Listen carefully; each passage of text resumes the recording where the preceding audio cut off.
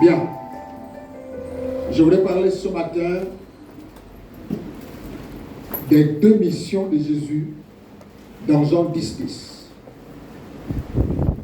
Je vous ai dit qu'on reviendrait un peu dans ce passage. Les deux missions du Seigneur Jésus contenues dans Jean chapitre 10 au verset 10.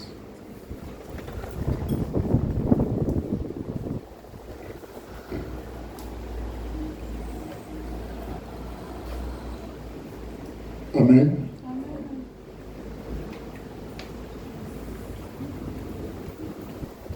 Jean chapitre 10, le verset 10. Et je voudrais qu'on se lève.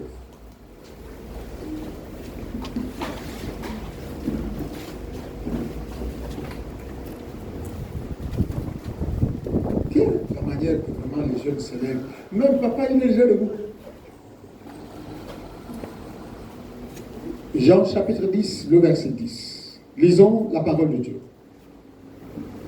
Lisons ensemble. 1, 2 et 3. On y va. Le voleur ne vient que pour dérober, égorger et détruire. Moi, je suis venu afin que les brebis aient la vie et qu'elles soient dans l'abondance. On peut dire Amen? Amen. Maintenant, cette fois, nous allons reprendre parce que la voix qui s'est fait se m'entendre, c'est celle de Sandra. Recommençons. 1, 2 et 3. Le voleur ne vient que pour dérober, égorger et détruire. Moi, je suis venu afin que les brebis aient la vie et qu'elles soient dans l'abondance. Merci, nous pourrons l'asseoir.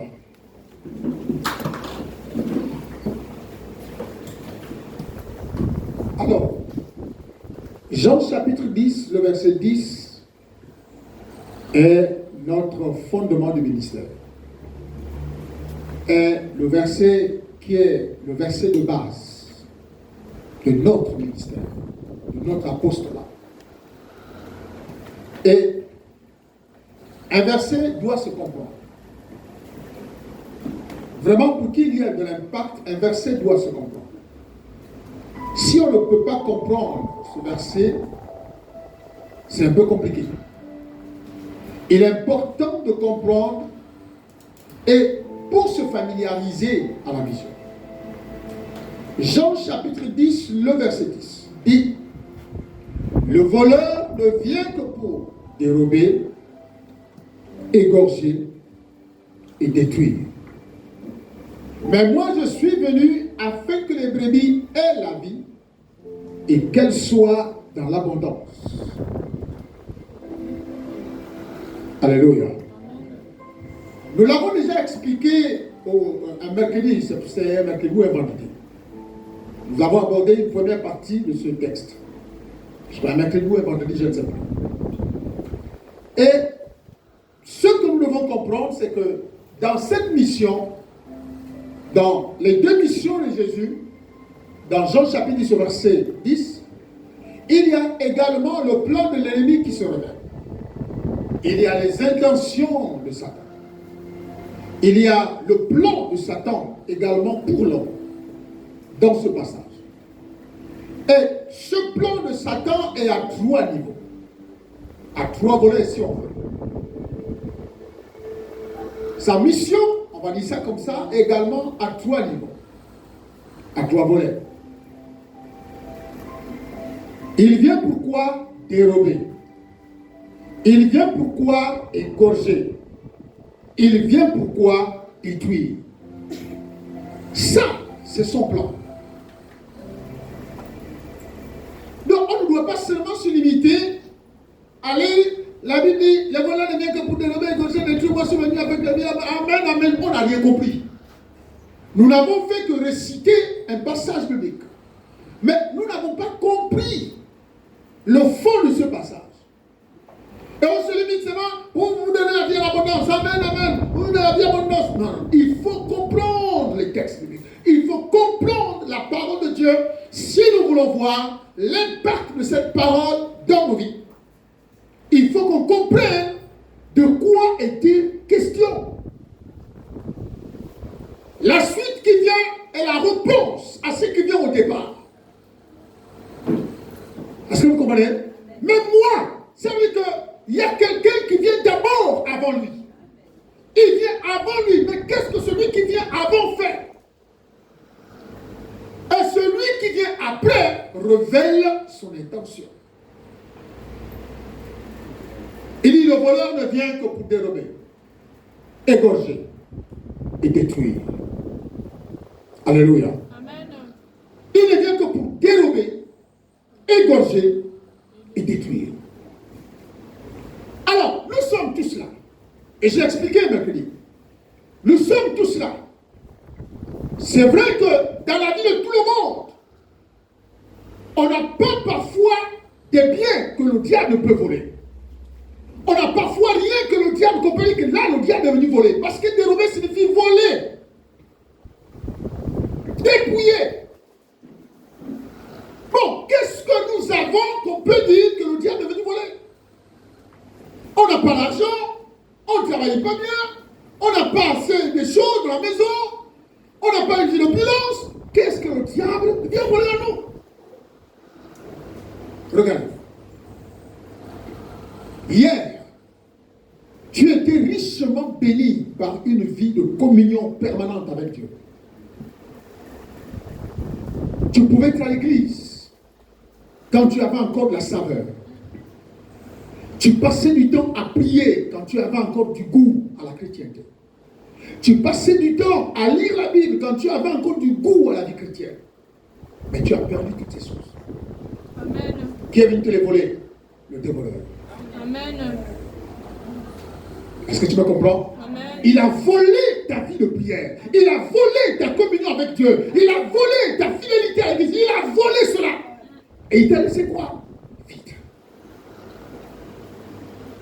Tu comprends? Amen. Ensuite, il dit quoi? Il ne vient que pour égorger. Il vient pour dérober, égorger et détruire. Frère, il détruit ce qui est déjà bâti. On ne peut pas détruire quelque chose qui n'existe pas. Ce qu'on détruit, c'est ce qui existe. Comme ce bâtiment qui existe, alors on peut le détruire. On peut le casser et il tombe en ruine. Le bâtiment est détruit. Il ne vient que voler, dérober, égorger. On va là-bas égorger. Frère, lorsqu'on t'égorge, tu penses à quoi tout de suite? Alors, alléluia. Lorsqu'on t'égorge, tu penses tout de suite à la mort. Si une lame rasoir passe sur ta gorge là, et puis ça sort le sang, c'est fini. Tu vas tomber à deux casses. Alléluia. Amen. Et la Bible dit, il vole. Non, quand il t'égorge, si avant tu étais même faible dans la prière, il te laisse mort. Si avant, il y avait encore un peu la faiblesse, tu te lèves encore malgré la faiblesse, tu te lèves, tu pries, tu fais les efforts. Mais si tu es égorgé, tu es mort. Si tu es égorgé, tu es mort.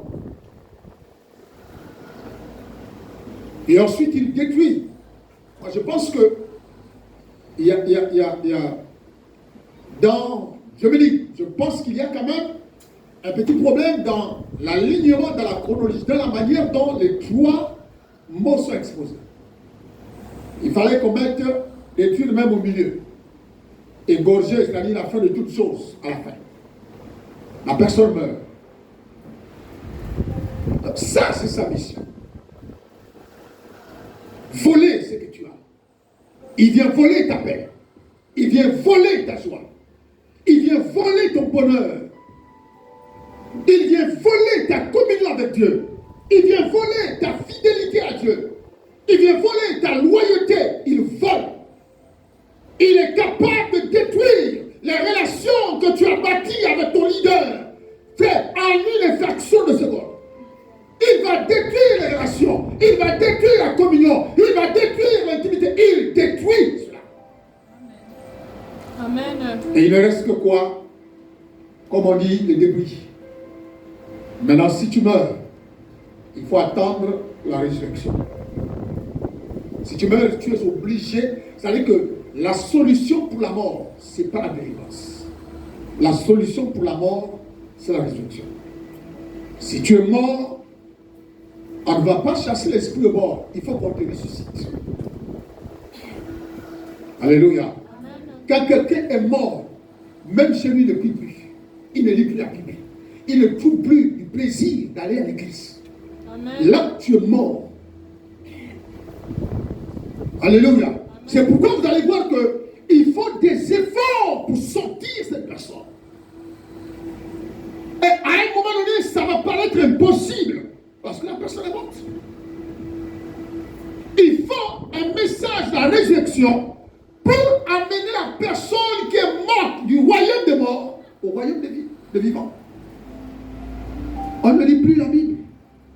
C'est ça qu'on appelle la mort spirituelle. Vous pensez que quand on dit Adam et Ève ont mangé le fruit et se sont séparés de Dieu, ça veut dire quoi? Ils ont connu la mort spirituelle.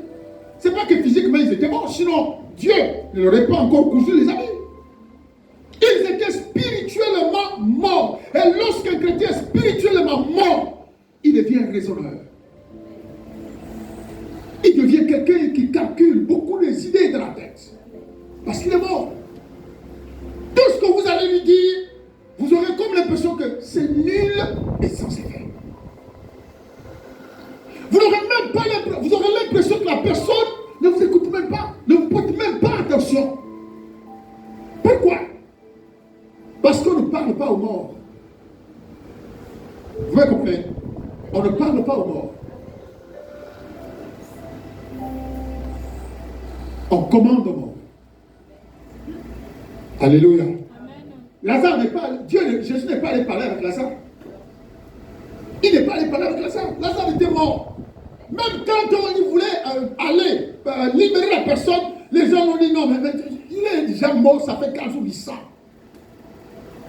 Jésus a ordonné à Lazare de sortir du royaume de la mort. Lazare, sort. Si tu vas te mettre devant la tombe de Lazare pour dire Lazare, je ne sais pas, tu m'as laissé comment? Lazare est mort, il ne t'entend plus. Alléluia. Non, moi je ne sais pas, tu me mets dans l'église, je fais des efforts, il ne t'entend plus. Il est mort. Alléluia. Il faut user de l'autorité maintenant pour ordonner à Lazare qui se trouve dans le royaume de la mort de sortir de la mort. Alléluia. Maintenant, je vais vous surprendre. Regardez. Vous pouvez, je ne vous dis pas, si madame ou le frère ou le tel ne vient pas à l'église, et puis tu vas lui dire en face, Lionel, au nom de Jésus, sort. Mais non. Lionel est en face de toi. Quand il appelle Lazare, Lazare n'est pas avec lui. Lazare se trouve dans le royaume de la mort. Et lui, il est dans le royaume des vivants. Il appelle Lazare. Sort. Que Lionel vienne à l'église, que Lionel dorme avec toi ou ne dorme pas avec toi.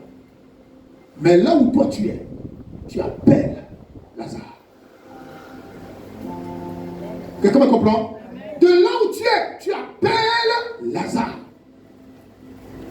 Frère, il y a des situations où on va jeûner. Donnez-moi un seul verset de la Bible où les apôtres ou même Jésus lui-même a jeûné avant de sortir, avant de le lever est mort. Ok. C'est séance tenante. La dame qui avait perdu son fils, la tsunami, il arrive chez lui, elle dit oui. Je ne t'ai pas demandé l'enfant. Maintenant, la bénédiction que tu m'as donnée, il est parti. Il n'a pas dit bon, je vais d'abord faire un travail spirituel.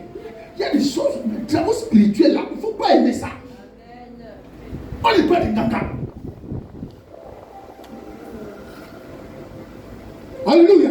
Aujourd'hui, si tu ne parles pas du travail spirituel à un chrétien, il ne te considère pas. Il ne considère pas l'efficacité de ta prière. C'est pourquoi si vous voulez un travail spirituel, maintenant je vais vous exiger l'argent. L'argent que vous donnez ailleurs. Là, vous allez voir que l'affaire est sérieuse. Vous, quand on ne vous exige pas l'argent, venez, on va prier. C'est vous qui venez me faire appel au pasteur. Après, tu me le mets 2500. Alléluia. C'est comme ça.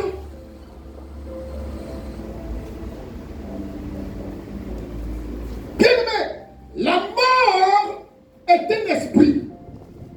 La mort est un esprit. Et la Bible dit, c'est le dernier ennemi que Dieu va détruire. Et lorsqu'il sera détruit, il n'y aura plus jamais de mort. C'est le dernier ennemi que Dieu va détruire. Je dis que c'est un esprit qui est dangereux. Même Jésus a tremblé, a eu de la peur, a eu de l'angoisse quand cet esprit s'est approché de lui. Ce n'est pas un esprit qu'il faut négliger. La mort n'est pas un esprit qu'on néglige. Je dis que Jésus lui-même, c'est qui a poussé Jésus à aller à la prière. Parce que quand il a vu l'esprit qui s'approchait de lui, Jésus a commencé à trembler. Il a commencé à paniquer. Il a commencé à avoir peur. Parce que cet ennemi-là, la mort est un démon très, très dangereux. Amen. Quand quelqu'un meurt à côté, ça n'interpelle personne. Mais comme disait quelqu'un, c'est un message qu'il est en train de te donner. Aujourd'hui, on pleure à côté de ta maison. Toi, tu ne sais pas là où vous allez vous déporter demain. Alléluia. Donc, le diable vient pour faire ça. Il vient pour dérober, égorger et détruire.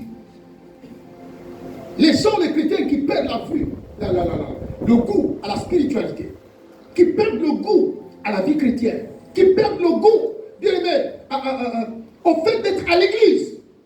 Beaucoup ont perdu le goût d'être à l'église, frère. Et ça, c'est quelque chose que le diable a réussi. Il y a des gens, ils occupent les personnes, ils enferment les personnes dans des besoins personnels, dans des situations difficiles, dans des deuils, des tristesses, pour empêcher seulement que quelqu'un aille à l'église, aller entendre la parole de Dieu. Et ça, c'est le travail qu'il exerce matin, midi et soir. Et il a sujetti l'église, il a sujetti les chrétiens. Et les chrétiens deviennent, est-ce qu'il s'est forcé dans l'église tous les jours? Dieu, il peut être dans ta maison, tu peux prier. Laissez-moi ça. Dis à l'autre, laisse-moi ça. Laisse-moi ça. Alléluia. Amen. Ça, c'est l'esprit des personnes qui n'ont rien à dire. Dites-lui aussi, ne va pas au travail tous les jours. Et on verra si la fonction publique va dire, oui, ne viens pas au travail tous les jours, ne viens seulement prendre l'argent. Alléluia. Amen. Amen. Envoie ton enfant à l'école. Paye l'école pour ton enfant. Et viens, accepte tout ce que ton enfant dit. Non, papa, je ne suis pas à l'école parce que je suis fatigué. Accepte ça. Et toujours quand il s'agit de l'église, c'est l'église qui doit subir. C'est l'église qui doit payer. C'est pas forcé d'aller à l'église tous les jours. C'est pas forcé d'aller à l'église tous les jours. Vous partez à l'église matin, midi et soir, tous les jours. Toi, tu ne vas pas au travail tous les jours. Amen. Tu ne vas pas au travail tous les jours. Amen. Tu ne vas pas à l'école tous les jours. Amen. Pourquoi c'est l'église qui a un problème? Ça veut dire quoi? On a perdu du goût à la spiritualité. La Bible dit, nous sommes le sel de la terre. Et si le sel perd sa saveur, avec quoi la nuit rendra-t-on? Donc il ne sert qu'à être foulé aux pieds, jeté au sol, foulé aux pieds. C'est tout. C'est comme ça quand quelqu'un perd le goût à la spiritualité. Il foule aux pieds tout ce qui est spirituel. Il trouve plus, il dit. C'est comme ça. Et ça, c'est parmi les missions de Satan, contenues dans Jean chapitre 10 au verset 10. L'envoleur ne vient que pour dérober, égorger et détruire. Mais moi, je suis venu pour que les brebis aient la vie et qu'elles soient dans l'abondance. Alléluia. Amen.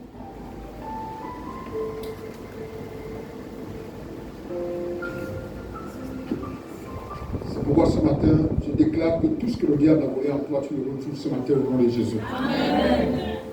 Tout ce qu'il a volé, ton intimité avec Dieu, ta vie spirituelle, ta chrétienne, je déclare que tu le retrouves au nom de Jésus-Christ Nazareth. Amen. Je déclare que tu le retrouves au nom de Jésus. Amen.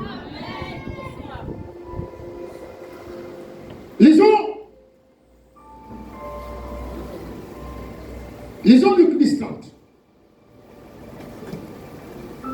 Luc 10, 30.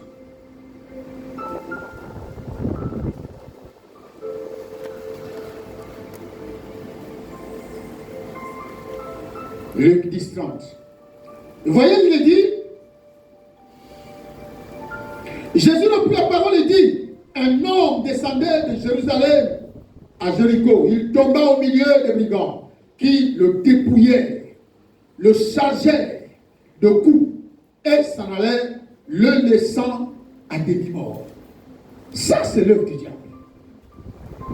L'œuvre du diable, c'est de dépouiller et de laisser les gens vides, morts, vides et morts spirituellement. Ça, c'est son œuvre. Mais c'est pendant qu'il est là, lorsque l'ennemi se présente pour dérober, c'est là qu'intervient le Seigneur pour te restituer ce qu'il t'a volé. Amen. Alléluia. Amen. Et puis après, dire Amen. Je n'ai pas besoin que tu me regardes. Je veux que tu dises Amen. C'est pourquoi vous n'êtes jamais béni. Parce que parce que quand vous regardez jamais les yeux, vous ne dites jamais Amen. La Bible, quand tu dis oui, Amen, tu reçois ton miracle. Tu dis oui, Amen, tu te connectes à la parole. Mais toi, tu es seulement là pour dire, tu regardes. Frère, regarde la photo tous les jours, ça va te faire du bien. C'est tout. Alléluia. Donc, bien aimé, le brigand, c'est ça. Le diable, c'est ça. Il te détruit. Il te détruit. Et il te laisse vide. Lorsqu'il t'a tout volé, il te laisse vide. La Bible dit que les brigands ont tendu la muscade. Bien aimé, pendant que cet homme-là, ce Samaritain passait, ils ont tendu la muscade. Ils ont roué le cou, ils l'ont arraché, volé, dérobé tout ce qu'il avait. Et ils l'ont laissé à demi-mort. Ni était l'intervention des bons Samaritains qui passaient. Cet homme devait mourir. Alléluia. Amen. C'est pourquoi dans la vie, quand la mort frappe à ta porte, quand la mort spirituelle, quand la sécheresse spirituelle frappe à ta porte, tu as besoin d'un bon Samaritain. Parce que toi-même, tu n'auras pas les forces pour quitter de là où tu as été agressé et aller rentrer jusque dans la vie. Tu n'auras pas les forces, tu auras besoin d'un bon Samaritain. Besoin d'un bon Samaritain. Je déclare que Dieu suscite sur ton chemin, pendant que tu traverses ce moment difficile, un bon Samaritain au nom de Jésus. Amen. Alléluia. Amen. Frère, Dieu nous aime. Et ça, vous devez le savoir. Dieu nous aime malgré nos bêtises. Frère, on va parler de ça matin, midi et soir. Dieu nous aime malgré nos erreurs. L'amour de Dieu n'est pas conditionné par quelque chose. L'amour de Dieu est un amour paternel. Un amour paternel. Même quand mes enfants commettent des erreurs, je n'arrête pas de les aimer. Frère, c'est systématique, c'est comme ça. Donc quand la Bible dit Dieu nous aime, Dieu nous aime. Même si je commets des erreurs. Alléluia. Amen. Pourquoi je vous ai dit, vie abondante, il n'y a pas de message de condamner quelqu'un. Tu vas vous qui vivez dans le péché, Dieu va vous frapper, Dieu va vous sanctionner. Moi je vais te sanctionner. On dit non, tu n'as rien compris encore. Assois-toi. Alléluia. Amen. La vision de vie abondante, c'est de communiquer la vie, la transférer à ceux qui ont des problèmes, qui traversent des moments difficiles. Même sans se confier, même sans parler. Mais pendant qu'il t'écoute, la vie rentre en lui. La vie rentre en lui. Et la personne qui est venue abattue rentre ce soir avec un message d'espoir de vie. Alléluia. Voilà. Dites toujours aux autres. Répondez l'amour. Dieu nous aime. Frère, Dieu nous aime. On n'est pas des fils modèles, oui, mais il nous aime. On n'est pas des enfants exemplaires, oui, mais il nous aime. Nous sommes parents. Quand nos enfants commettent des erreurs, nous les sanctionnons, nous les réprimons, il y a même l'amour est là. Quelqu'un me comprend? L'amour est là. C'est pourquoi je disais mercredi dernier, les gens vont passer devant le pasteur, il est encouragé, splendeur. Mais l'amour, c'est ça l'amour. Alléluia. L'amour, frère, si tu es un parent, je m'en fous, faites de nous ce que vous voulez. Ah, tu n'as jamais aimé. Tu n'as jamais connu l'amour. Parce que l'amour que tu as pour ton enfant, même quand tu vois ses erreurs, le cœur aimant va d'abord se pencher, va être soucieux, va penser, va réfléchir. Tu n'auras pas le sommeil. Alléluia. Tu n'auras pas de sommeil. Ce n'est pas une question, il encourage. Ce n'est pas un problème d'encouragement, frère. C'est l'amour. Amen. Alléluia. Dis-le, Dieu m'aime. Il faut être fier. Dieu m'aime. Je ne suis pas modèle, oui, mais il m'aime. Je ne suis pas exemplaire, oui, mais il m'aime. Je ne suis pas le fils vraiment parfait, oui, mais il m'aime. Et ça, personne n'a le droit de vous détourner de ça. Personne. Personne n'a le droit de t'accuser et de te condamner. Personne. Et je vous dis, même quand la femme est venue dans son péché, Jésus savait que c'était une femme pécheresse. Jésus savait que les personnes qui sont venues vers lui et qui l'ont fait des véritables offrandes, c'était des pécheresses. Ceux qui se croient toujours parfaits, même une bonne offrande avait du mal à lui. Après, il a dit à Jésus, à Pierre, quoi. Je suis une attente de Jésus avec quoi. Amen. Mais pourtant, ceux qui disaient, Jésus, elle est pécheresse. Elle est pécheresse. Jésus a dit à Pierre, Pierre, je suis rentré dans ta maison, tu m'as donné quoi? Rien. C'est cette femme-là qui a dit de mouiller mes pieds de ses larmes. Alléluia. Jésus n'avait pas dit femme, non. Ils sont venus avec les cailloux, qui a commis la vitesse, ils sont venus, et puis quand ils ont dit, Jésus était là. Jésus dit, celui qui sait qu'il est parfait, c'est ton caillou. Alléluia. Amen. J'ai vu quelqu'un qui a dit non. Je t'ai connu. Tout ce que tu as fait dans ton passé, je n'étais pas là-bas. Donc moi, je te prends là maintenant. Tout ce que tu as connu dans ton passé, je ne te connais pas là-bas. Je te connais maintenant. Donc, ton passé ne m'intéresse pas. Alléluia. Femme, où sont ceux qui te condamnaient? Elle se lève et regarde. Il n'y a personne. Jésus a dit, moi non plus, je ne te vends pas. Mais il ne disait pas, toi aussi tu savais, toi aussi tu savais, toi aussi. Non, frère.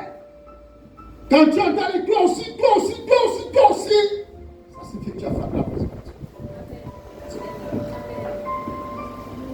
Alléluia. Parce que lui, il ne condamne pas. Il ne condamne pas. Il nous aime. Et il faut être fier de ça, frère. Il faut être fier de ça. Dieu même. Dieu même.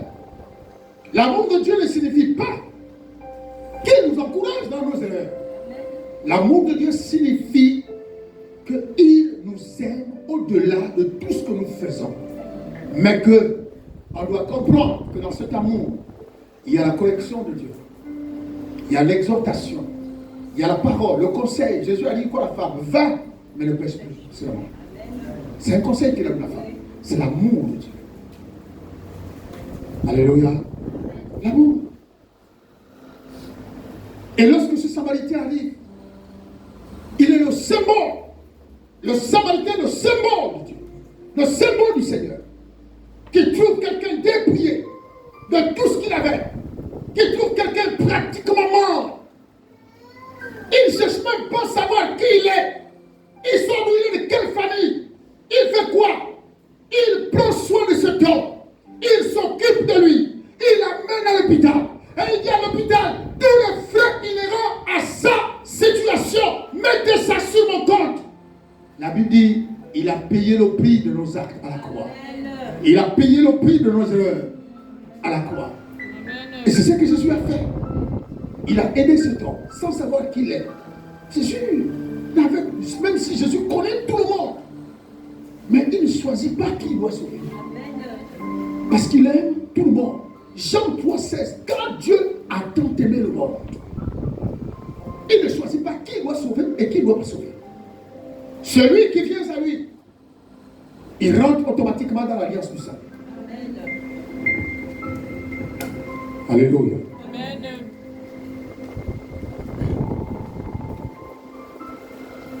Alors, Jean chapitre 19, verset 10 dit, le voleur ne vient que pour dérober, égorger et détruire. Moi, Dis avec moi, lui, il est venu afin que j'ai la vie et que je sois dans l'abondance. Répète, Jésus est venu afin que j'ai la vie et que je sois dans l'abondance. Que je sois dans l'abondance. Au nom de... Alors, les deux missions de Jésus dans ce passage, nous avons vu les trois caractéristiques, les trois volets de la mission de l'ennemi également. Mais nous allons voir également les deux missions du Seigneur contenues dans ce passage. Je suis venu pour que les brebis aient la vie. Premièrement, pour que j'ai la vie. Si vous notez, vous notez ça comme ça, pour que j'ai la vie. La raison pour laquelle Jésus vient sur terre, par rapport à ce passage biblique, c'est pour que tu aies la vie. Amen. Alléluia. Amen. Pour que tu aies la vie. Amen. Alléluia. Amen. Genèse chapitre 2, verset 7. Je voudrais me faire aller dans la lecture. Genèse 2, 7. Quelqu'un d'autre prend Ézéchiel 37, 3. Genèse 2, 7.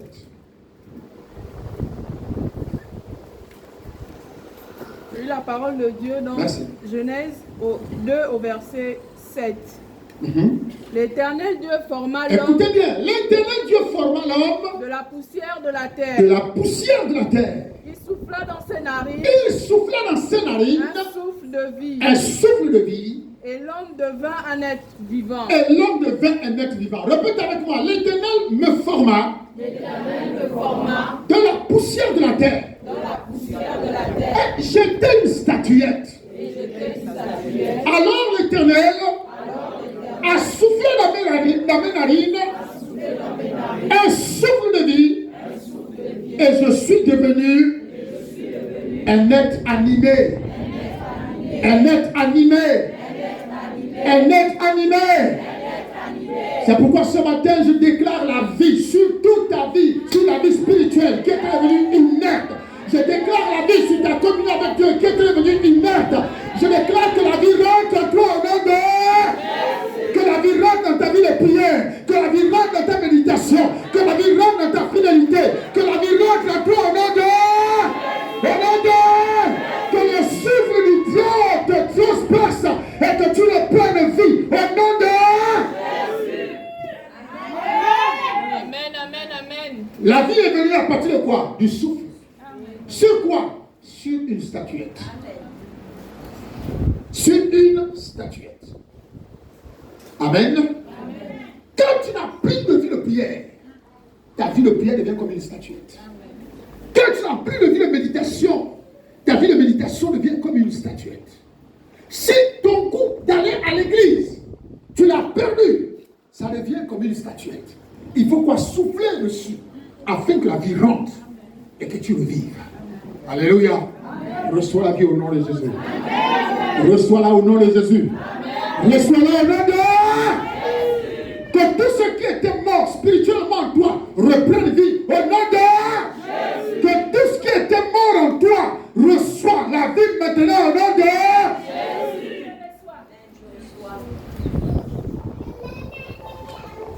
Il dit, je suis venu afin que les brebis aient la vie. Je suis venu pour que j'ai la vie. Pour que j'ai la vie. Ézéchiel 37, 3. J'ai eu la parole de Dieu dans Ézéchiel 37 au verset 3. Sois béni, on sent que tu n'étais plus là. Il me dit, fils de l'homme, ces eaux pourront-ils revivre? Ces eaux pourront-ils revivre? Je répondis, Seigneur, éternel, tu le sais. Alléluia. Amen. Est-ce que quelqu'un qui a scié, qui ne veut plus venir à l'église, est-ce qu'il peut revivre? Dieu sait toutes choses. Amen. Alléluia. Amen. Mais quand Dieu sait toutes choses, si tu es sensible et attentionné, tu suivras la direction. Quelqu'un me comprend? Amen. Tu suivras la direction. Il te montrera la direction. Amen. Et il a dit quoi? Appelle l'esprit des 4 vents. Amen. Amen. Il a dit appelle l'esprit des 4 vents et souffle sur ses morts, sur ses eaux. et le vivant. C'est pourquoi quand vous êtes face à un mort spirituel, prêtez attention à la voix de Dieu. Prêtez attention. Amen. Il y a un message de guerre. Ce n'est pas que Dieu est content de voir quelqu'un mourir spirituellement. Mais il veut que celui qui sait que telle personne est morte, prête attention. Prête attention. Parce que c'est dans cette attention qu'il va te révéler la direction à suivre. Qu'il va te révéler la direction. Alléluia. Est-ce qu'il est possible que ces hommes puissent revivre? Est-ce qu'il est possible que ces hommes puissent revivre? Oui, dis-le avec moi, oui c'est possible. Oui c'est possible. Répète-le, oui c'est possible. Oui c'est possible. Alléluia. Amen. Alléluia. Amen. Donc, quand vous connaissez une personne qui est à côté de vous, le tout n'est pas seulement de dire on a poussé comme ça à l'église, on a dit ça quand il y a un problème. Non, il fallait me venir à l'église parce que toi tu comprends. Non, non, non, frère. Appelle l'esprit de 4 vents. Bien-aimé, je vous ai dit que la solution de la mort, c'est la vie, la résurrection. Il faut un esprit supérieur qui est au-dessus de la mort et qui domine sur lui, qui impose sa présence en vous pour voir la mort disparaître. Alléluia. Amen. Frère, on n'est pas un mort spirituel parce qu'on a fait des jours et pas bien à l'église. C'est trop beaucoup de choses. Amen. On n'est pas mort spirituel parce qu'on n'est pas venu 2 jours à l'église. Non. La mort spirituelle se présente à toi. Premièrement, lorsque tu perds, tu n'as plus de communion dans la parole de Dieu.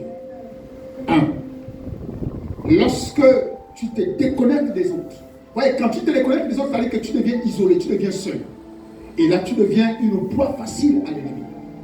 C'est pourquoi, vous voyez, David disait, lui, quand il gardait le troupeau de son père, quand une brebis disparaissait, il s'en allait à la recherche.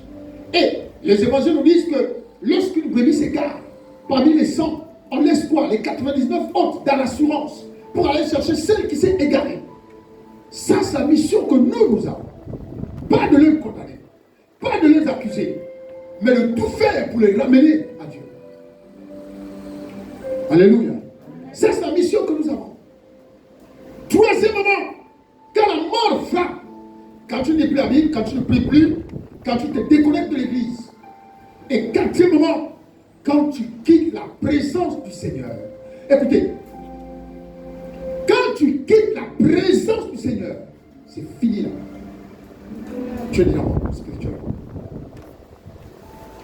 Vous savez que qu'est-ce qui vous maintient dans la lecture de la parole de Dieu? Qu'est-ce qui vous maintient dans la prière? Qu'est-ce qui vous maintient en venant à l'église tous les jours? C'est parce que vous êtes dans sa présence. Amen. Dès que vous sortez de la présence de Dieu, vous n'avez plus envie de venir à l'église. Vous n'avez plus envie de lire la Bible. Vous n'avez plus envie de prier. Prier pour vous va être occasionnel.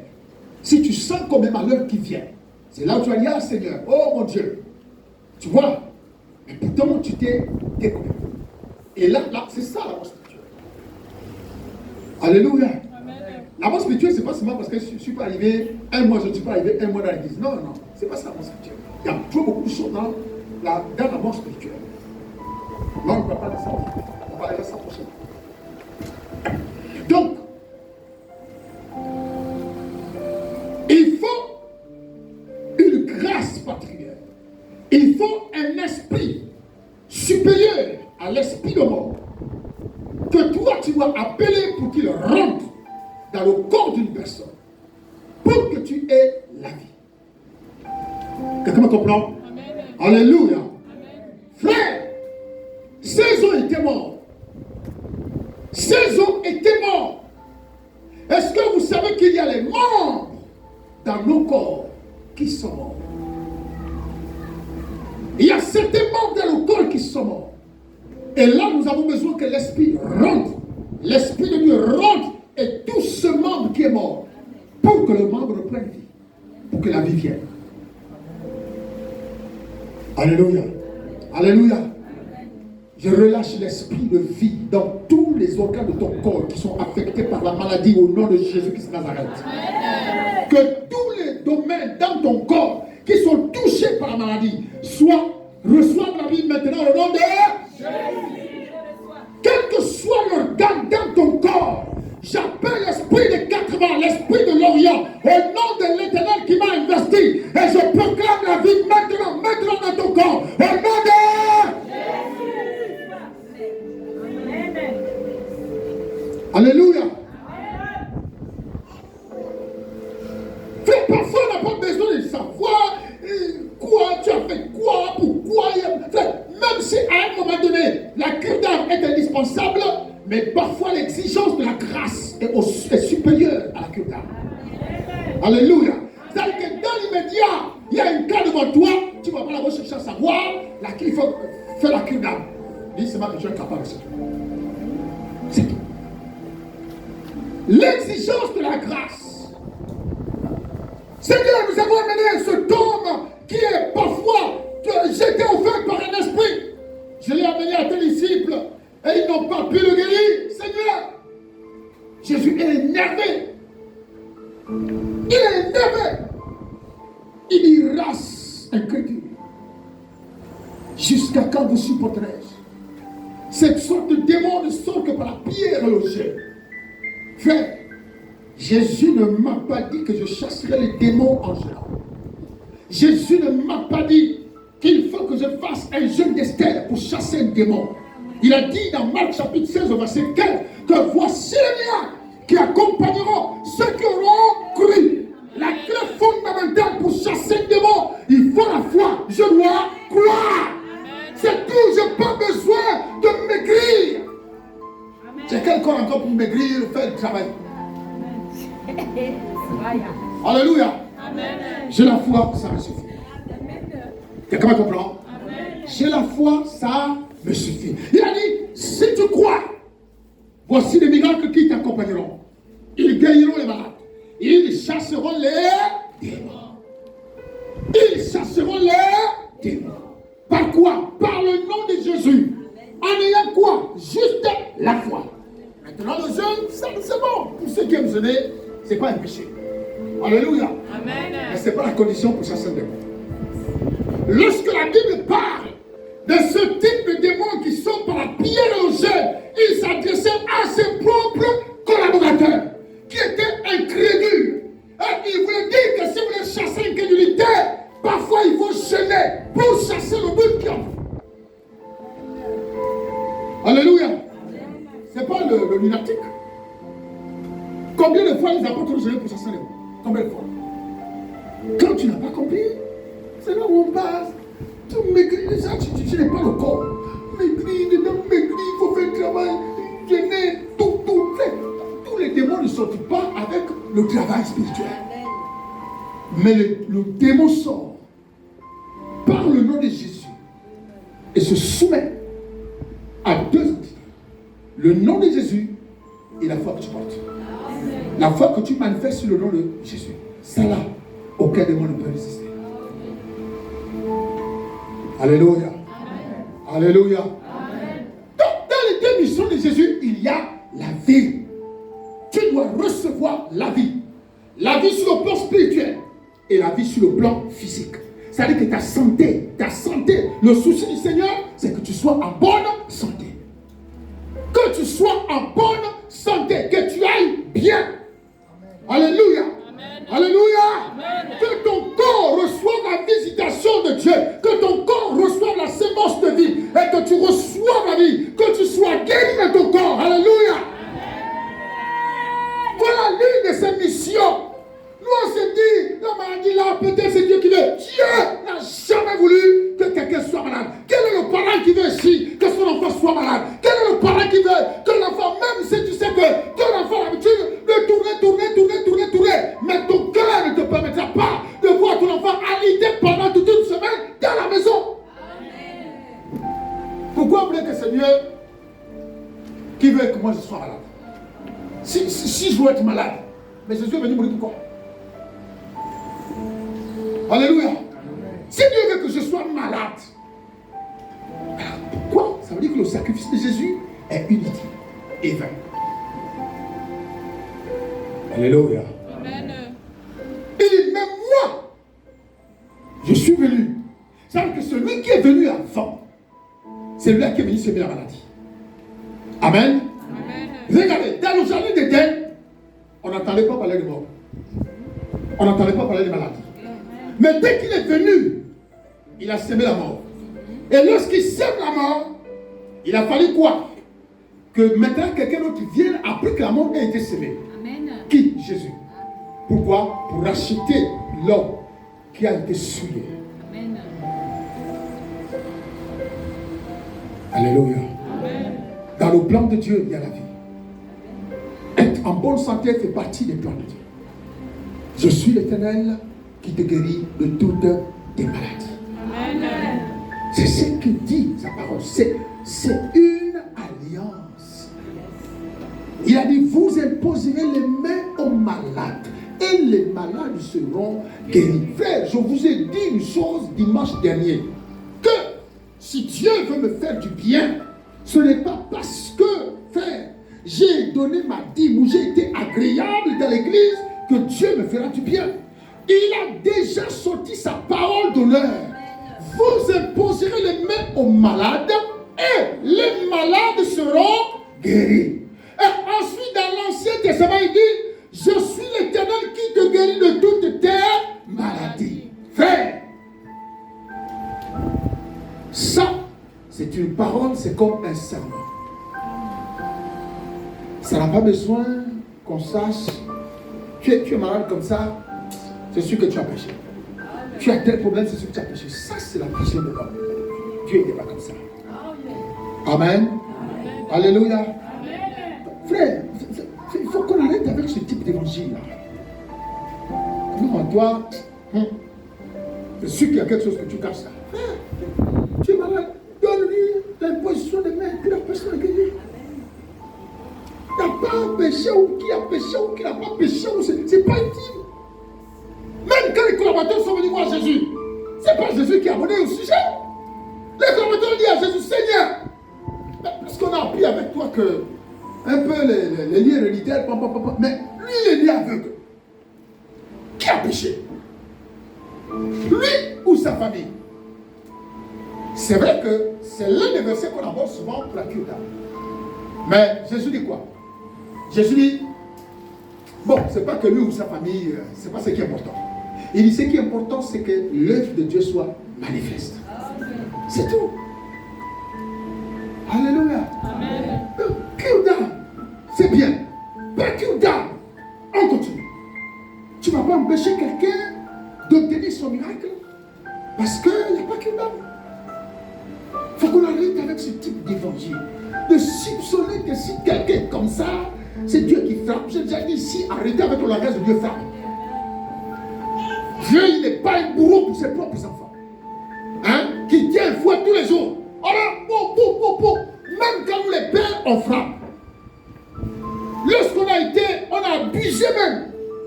Parfois, il y a quoi? Si on abuse, parfois l'enfant a une bosse, ou bien peut-être on peut blesser l'enfant. Vous pensez que ça fait plaisir à un tel père qui le fait? Vraiment, lui, c'est sorcier. Il ne possède pas l'esprit démoniaque. Amen. Amen. Parce que Dieu ne peut pas faire ça pour que nous on soit encore malades. Il a sacrifié Jésus pour nous guérir de nos maladies. Et ensuite, le même Dieu veut encore envoyer les maladies pour que Jésus vienne encore. Mais non, vous aussi. Alléluia. Amen. Donc, dans le principe de Dieu, dans le dessein de Dieu, dans la mission du Seigneur, il y a la vie. Amen. Que nous ayons la vie. Amen. À tous les niveaux.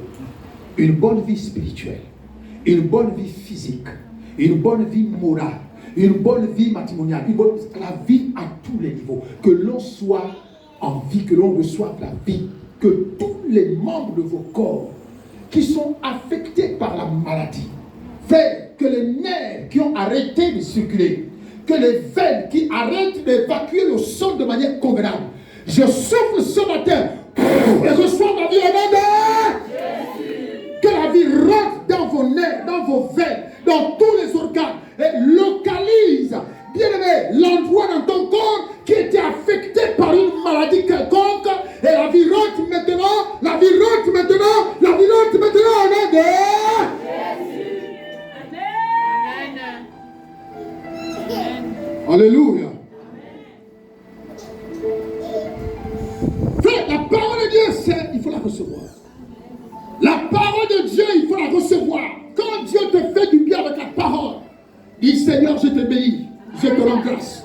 Je dis Alléluia, je dis Amen. Tu ne regardes pas un bienfaiteur avec les yeux seulement.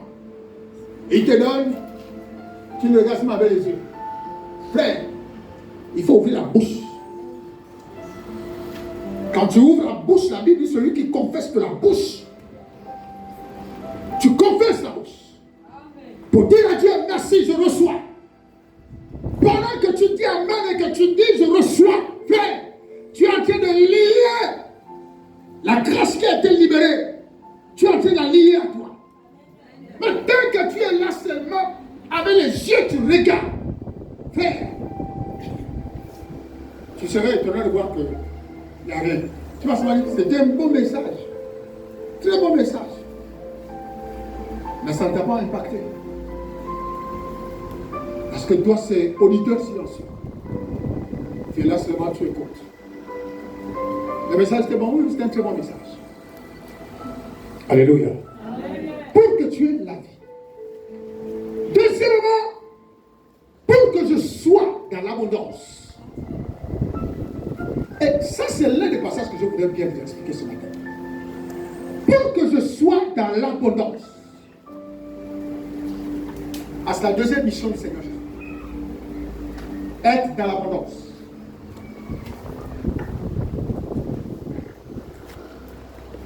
Il a dit, mais moi je suis venu afin que les brebis aient la vie et qu'elles soient dans l'abondance.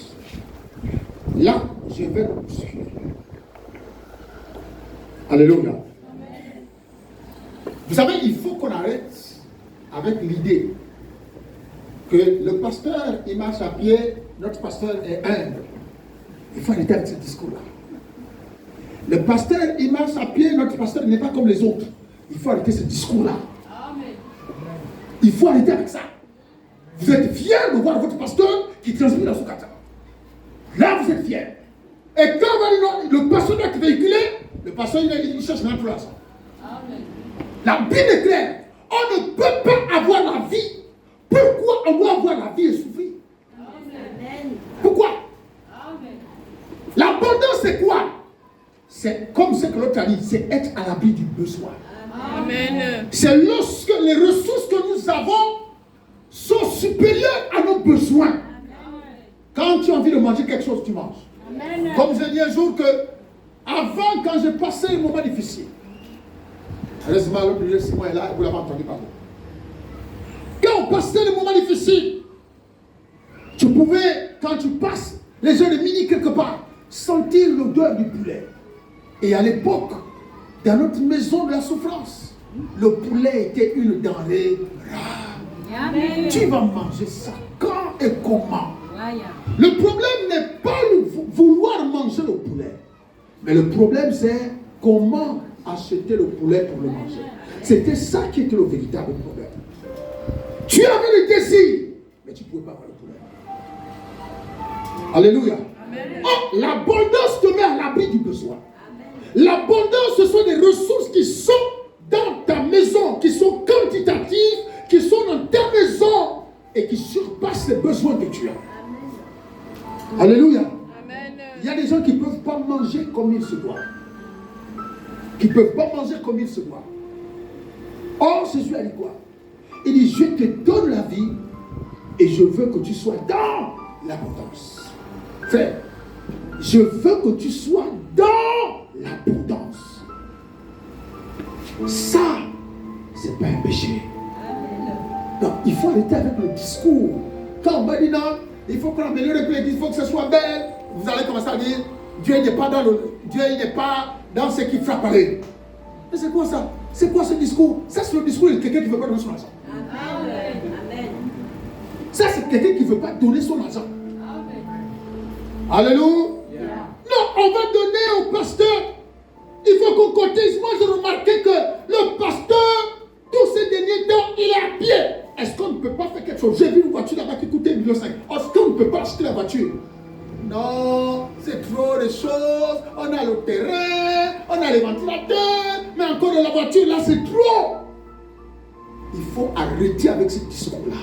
Amen. Alléluia. Amen. Frère, il faut arrêter avec ce discours. Si ton père ou ta mère a un problème, même si tu as des charges, tu vas tout faire pour régler le problème de ton père. Même si tu as déjà des bons que tu as déjà pris. Mais ça devient une exigence. Tu es obligé d'aller. Et quand il s'agit du pasteur, non. Et puis demain, bonjour papa. Papa. Papa de quoi? Hein? Papa de quoi? Si vous ne pouvez pas vous occuper de papa. Amen. Quelle est la valeur? Où est l'honneur qui m'a dit? Je suis votre père. Où est l'honneur qui m'a dit? C'est pas dans les dîmes. Les dîmes, c'est normal. Que quelqu'un mette sa dîme et il dépose. Ça, c'est normal. Quelqu'un me comprend? Amen. Maintenant, si tu n'as pas ta dîme, où est l'honneur qui m'a dit? Alléluia. Amen. Où est l'honneur? Tu as dit, bon, on a remarqué, bon, allons-y, achetons. Bon, peut-être que papa va plutôt prendre la tienne. Achetons-lui un gros placement qui quitte du point blanc là-bas jusqu'à l'autre point blanc là-bas. Comme ça, il passe la retraite tranquille. Tu sais ce que c'est urgent. Et ceux qui disent ça souvent, c'est les gens qui contaminent les autres. Et quand ça limite là, toi tu trouves que c'est urgent. Il y a pas le terrain. Il y a pas le terrain, on peut acheter le terrain. Il y a pas le terrain, on va prendre un grand téléviseur, tout ça. Frère, arrêtez. Dis à ton frère, arrête avec ce discours-là. Jésus n'était pas pauvre. Il ne faut pas suivre le message que les gens nous ont dit que Jésus portait les sandales. Les sandales que Jésus portait là étaient des sandales de valeur. Amen. Alléluia. Amen. Amen. Vous avez vu quelqu'un qui discute le vêtement des pauvres? Non. Pourquoi les gens ne sont pas discuter le manteau de brigand? Hein? Non, un peu comment? Le manteau de Batimé. La Bible dit qu'ils ont acheté ce manteau, non? Pourquoi ils n'ont pas tiré au sort pour dire non? Nous tous, on va se trouver le manteau là. Mais la Bible dit, les soldats ont tiré au sort. C'est-à-dire que les gens ont discuté le manteau de Jésus pour l'avoir. Mais pourquoi étaient-ils obligés de tirer au sort? Parce qu'ils ne tombaient pas d'accord. Alors, ils étaient obligés de donner les noms qu'ils voulaient faire comme ils veulent aux enchères. Ouais. Stéphane, Séverine, Aimé, Simon. Allez, bon, c'est tout, il n'y a plus quelqu'un d'autre, non, c'est bon, ok. Quand tu le sors comme ça, c'est Séverine qui prend. Là, c'était la démocratie. Ils ont pris.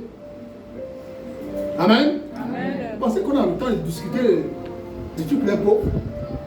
Nous qui sommes là, je prends un exemple. Amen.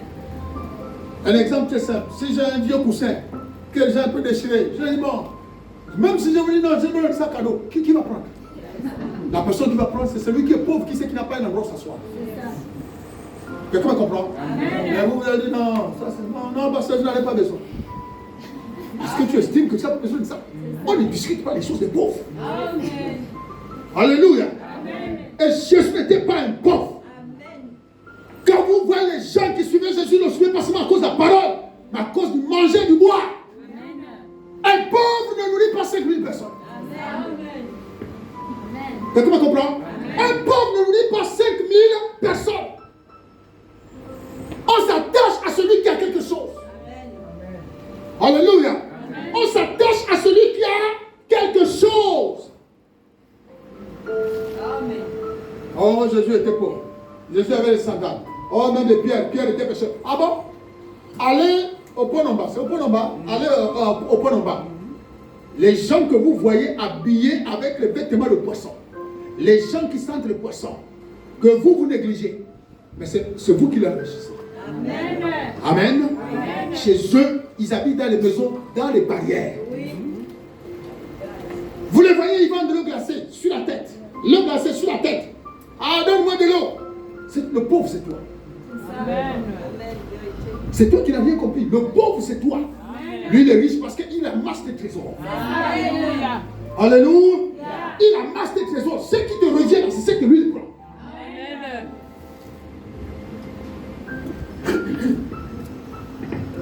Amen. Amen. Donc, bien aimé, il dit, je suis venu vous donner que vous soyez dans l'abondance. Le but du Seigneur est que ses enfants à qui il a donné la vie, c'est-à-dire qu'il rassure, il leur rassure de la vie, et ensuite il leur dit, bon, vous allez vivre sur terre, mais vous aurez besoin de vivre heureux. Alors vous aurez tout ce que vous aurez sur terre. Quand Adam et Ève sont arrivés dans le jardin, ils ont trouvé tout. Ils étaient dans l'abondance. Ça, c'était dans la loi, dans l'Ancien Testament. Pourquoi nous qui sommes au temps de la grâce, on doit souffrir? Pourquoi? Pourquoi? Pourquoi nous avons donné la vie et souffrir?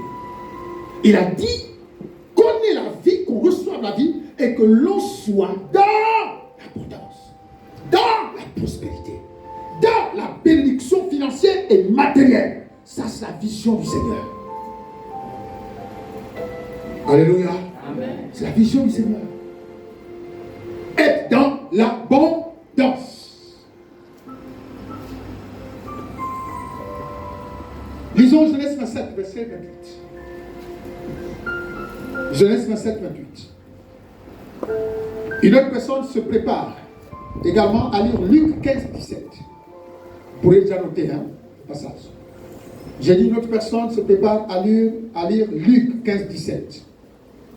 Et une autre, Philippiens 4, 15, 19. Philippiens 4, 15, 19. On reprend Genèse 27, 28, Luc 15, 17, Philippiens 4, 15 à 19. On s'arrête d'abord là-dessus ces trois passages. Il nous restera deux passages à lire. Genèse 27, 28. Je lis la parole de Dieu dans Genèse 27, verset 28. au verset 28. Écoutez bien. Que Dieu te donne la rosée du ciel. Que Dieu te donne la rosée du ciel. Et de la graisse de la terre. Et de la graisse de la terre. Du blé et du vin en abondance. Du blé et du vin en abondance. Dis avec moi, Dieu m'a donné la graisse de la terre. Dieu m'a donné la graisse de la terre. Est-ce que vous savez que nous avons déjà ces bénédictions-là? Mais nous ne le savons pas. C'est quoi la graisse de la terre? Ce sont les bénédictions du sous-sol. Amen. Vous comprenez? Amen. Dieu nous a déjà donné ça. Amen. L'or, le fer, l'uranium chez nous ici au Gabon. Quoi encore là? Le pétrole, voilà, merci. Le pétrole, le fer, l'or, le manganèse, tout. C'est dans le sol. Dieu nous a déjà donné ça. Alléluia. Mais le problème, le véritable problème, c'est comment rentrer dans la bénédiction de ce que Dieu nous a donné. Regardez le verset. Que Dieu te donne. Dieu nous a déjà donné. Parce qu'il a dit ça au premier moment, dans le premier livre. Il nous a déjà donné ça. Donc, dans la nouvelle alliance, on ne peut plus encore dire que Dieu te donne. Parce que ça, il a dit ça déjà au début. Donc, s'il a dit que Dieu te donne, ça a déjà été libéré. Amen. Ça veut dire que cette bénédiction est avec nous. Amen. Mais on ne la saisit pas encore. Alléluia. Ça dit quoi? Que Dieu te donne la rosée du ciel. Dis avec moi, Dieu m'a déjà donné. Dieu m'a déjà donné. Dieu m'a déjà donné. Dieu m'a déjà donné. La rosée du ciel. La rosée du ciel. Continue. Et de la graisse de la terre. Dieu m'a déjà donné. Dieu m'a déjà donné. La rosée du ciel. La rosée du ciel. Et la graisse de la terre. Et la graisse de la terre. Du blé et du vin en abondance. Du blé et du vin en abondance. Du blé et du vin en abondance. C'est tout. Alléluia. Amen. Quoi en abondance? Quand Dieu nous bénit toujours en abondance. Amen. Quand Dieu nous donne, il ne nous donne pas sur mesure, il nous donne au-delà de la mesure. Pourquoi? Parce qu'il sait que sur mesure, après ça peut finir. Il est obligé de nous donner au-delà de la mesure. Alléluia. Alléluia. Je déclare que la rosée du ciel qui descendra tout au long de cette année 2023 vienne arroser ta vie au nom de Jésus. Vienne produire l'effet de l'abondance dans ta vie au nom de Jésus. Que ta maison regorge d'abondance au nom de Jésus. Au nom de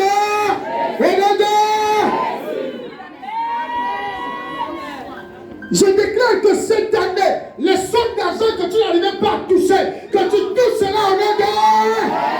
Que les montants qui étaient pour toi comme des rêves, que tu les saisisses au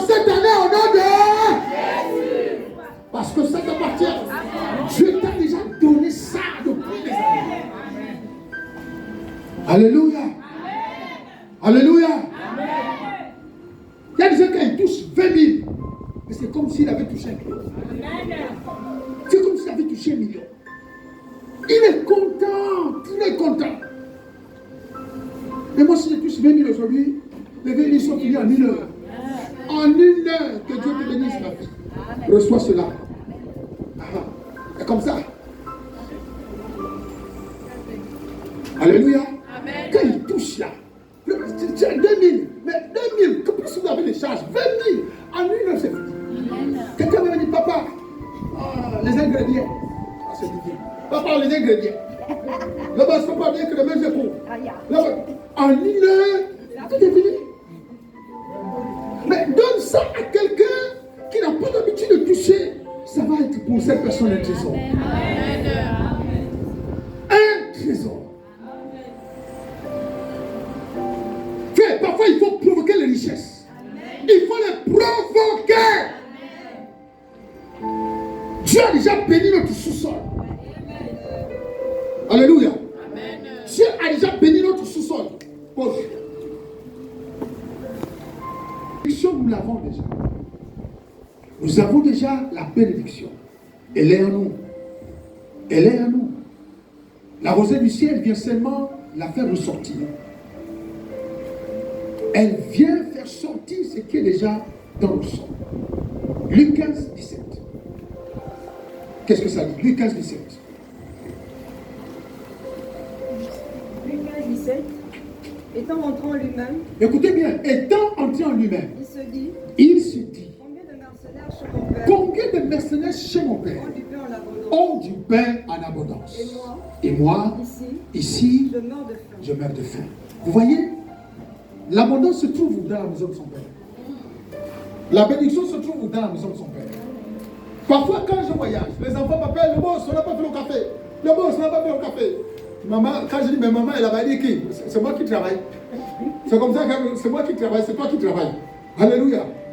Donc, quand il voit papa arriver, vous sentez qu'il voit comme un espoir. Vous voyez, un éclat du soleil qui se lève et qui arrive. La bénédiction se trouve dans la maison de son père. Celui, l'enfant qui avait osé partir de la maison de son père, il s'est déconnecté de son père. Et du coup, il ne pouvait plus jouir de la bénédiction de son père. Mais elle existe. Elle existe où? Dans la maison familiale. Est-ce que vous comprenez? La bénédiction existe dans la maison familiale.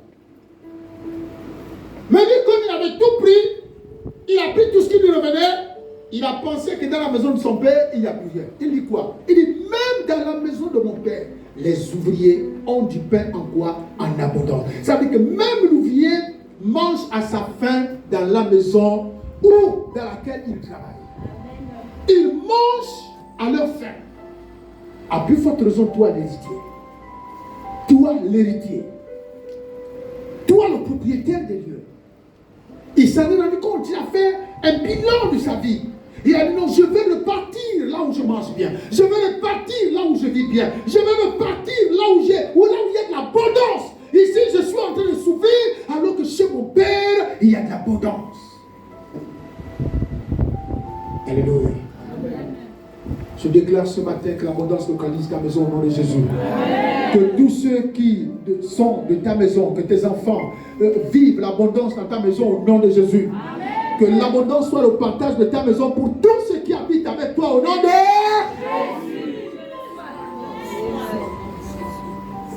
Que tes enfants ne pleurent jamais de faim. Que tes enfants ne manquent jamais de manger. Que tes enfants ne manquent jamais de quelque chose à boire. Que l'abondance soit au centre de votre maison. Et que tous ceux qui sont dans votre maison vivent dans l'abondance au nom de l'abondance financière, l'abondance alimentaire, l'abondance matérielle. Qu'elle soit dans votre maison au nom de la même façon qu'il a dit que les ouvriers de la maison de mon père, il y en a en abondance. Je déclare que le Père n'arrive jamais à manquer dans ta maison au nom de Jésus.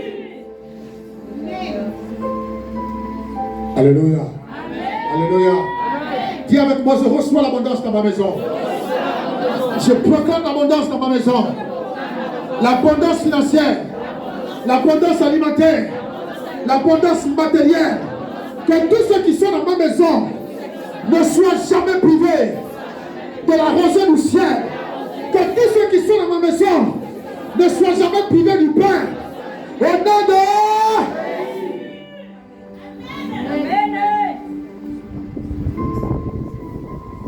Philippiens 4. Ah, Philippiens 4.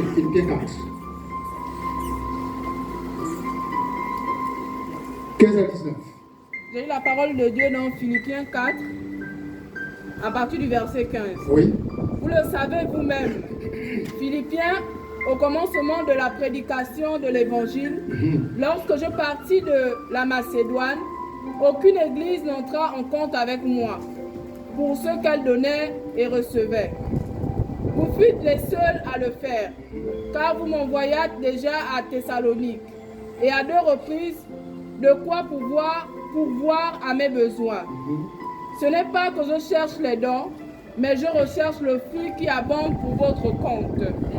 J'ai tout reçu, et je suis dans l'abondance. J'ai été comblé de bien en recevant par Apaphrodite, ce qui vient de vous comme un parfum de bonne odeur, un sacrifice que Dieu accepte et qui lui est agréable. Et mon Dieu pourvoira à tous vos besoins selon sa richesse, avec gloire en Jésus-Christ. Alléluia. Est-ce que je peux dire amen 3 fois?